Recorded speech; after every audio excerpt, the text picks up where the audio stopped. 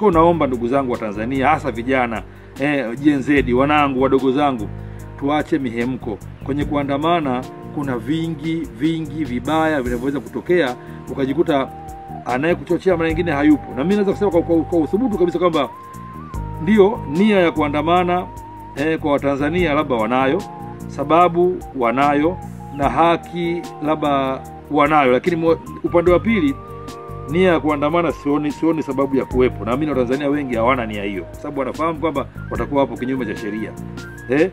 Sababu pia nadhani hawana, kwa sababu tayari sababu zao zinafahamika na zinaweza kufanywa kazi.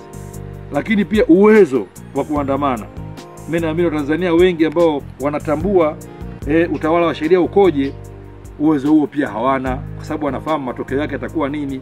Na sidhani kama kuna mtu ambaye yuko tayari kupoteza viungo vyake, kupoteza maisha yake, kuacha watu nyuma yake katika hali mbaya, kwa sababu tu amekwenda kuandamana kwa maandamano ambayo kimsingi yapo kinyume cha sheria, na wakati huo ana nafasi kubwa na ya kipekee ya kutimiza kile ambacho anakitaka kwa mabadiliko, kwa kutumia sanduku la kura hili kujitokeza huku kwenda kumpigia kura Samia huyu, hata wabunge hawa ili nyuma yao wajue wana deni la wewe ambaye uliapa hutoshiriki uchaguzi, ila dakika za mwisho umeamua ushiriki uchaguzi ili uwakopeshe kura yako wakashughulikie haya ambayo wewe unayadai. Kwa mimi natamani kuona kwamba wale ambao wanasema hatutiki wakarudi nyuma kwa busara kabisa, wakampa jukumu hili Rais Samia la kufanya marekebisho kwenye utawala wake wa miaka 5 ambao tutampa sisi. Kwa maana mimi ambaye nitakwenda kutiki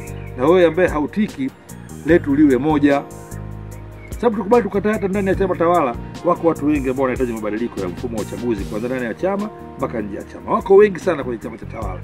Lakini solution sio kuandamana, ambapo ni hatari sana kwa mustakabali wa taifa na wako binafsi unayeandamana, lakini pia kuandamana na kutokujitokeza pia kunaweza kuwasababisha hayo madai yetu asifanyiwe kazi. Kwa twende pamoja tarehe 29 Oktoba kwa amani, tukatiki.